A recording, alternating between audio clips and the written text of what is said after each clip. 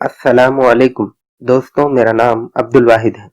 آج میں آپ کو ایک کہانی سنانے جا رہا ہوں جس کا نام قیمتی مشورہ۔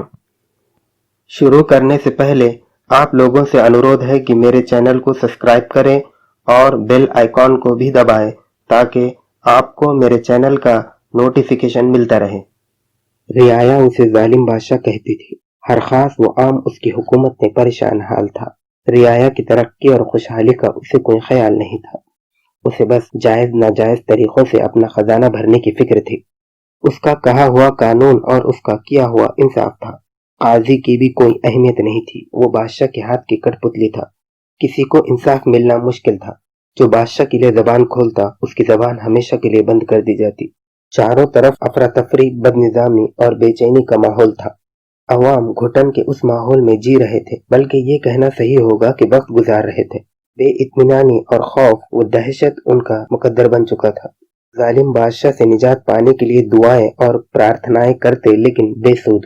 ظالم بادشاہ کے ظلم دن بدن بڑھتے ہی جا رہے تھے کہ ایک دن دوسری ریاست سے آنے والے ایک ویوپاری نے خبر دی کہ ایسے عبادت گزار، پرہیزگار اور نیک لوگوں کا ایک گروہ کچھ دن بعد ان کی ریاست سے گزرے گا، جس کے بارے میں مشورہ تھا کہ اس کی دعائیں کبھی رد نہیں ہوتی۔ یہ سن کر مظلوم عوام کے دل خوشی سے بھر گئے۔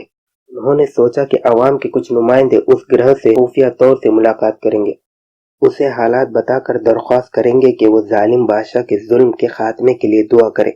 چند بہادر اور چالاک نوجوانوں نے یہ بیڑا اٹھایا کہ وہ اس گروہ کے لوگوں سے ملاقات کر کے ظالم بادشاہ کے ظلم کے خاتمے کے لیے ان سے دعا کی درخواست کریں گے۔ لیکن کسی طرح بادشاہ کو اس بات کی بھنک لگ گئی۔ اس نے دانشوروں کو محل میں بلایا اور سارا ماجرا بتا کر علیحدہ علیحدہ ان سے مشورہ طلب کیا کہ کس طرح عوام کے منصوبوں کو ناکام کیا جائے۔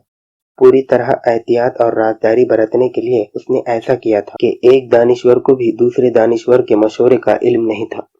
ایک شخص نے کہا کہ نیک لوگوں کے گروہ کو قتل کر دیا جائے، دوسرے نے ان لوگوں کو قید کرنے کا مشورہ دیا، تیسرا بولا ان لوگوں کو ہماری ریاست سے گزرنے کی اجازت نہ دی جائے۔ بادشاہ کو یہ مشورے پسند نہیں آئے، کیونکہ ان مشوروں پر عمل کرنے سے طاقتور پڑوسی ریاست سے دشمنی ہونا یقینی تھا، اور یہ بھی ممکن تھا کہ ان معصوم لوگوں کو کسی قسم کی تکلیف پہنچنے پر پڑوسی بادشاہ ظالم بادشاہ پر حملہ ور ہوگا۔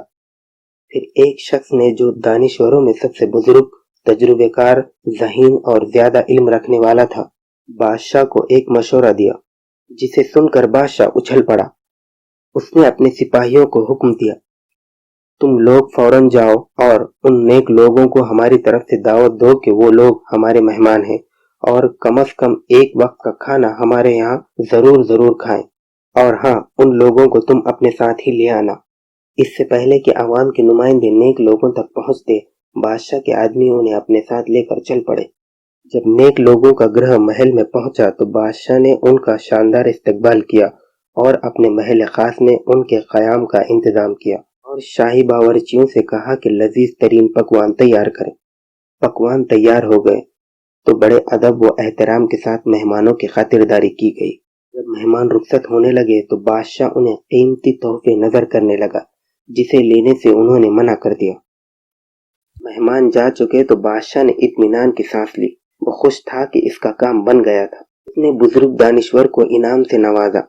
دوسرے دانشوروں نے جب یہ جاننا چاہا کہ بزرگ دانشور نے بادشاہ کو کیا مشورہ دیا اور بادشاہ کا کام کس طرح بن گیا، بادشاہ نے وضاحت کرتے ہوئے کہا، میں نے ان لوگوں کو حرام مال کھلایا ہے، اب ان کی کوئی دعا اللہ کی بارگاہ میں قبول نہیں ہوگی۔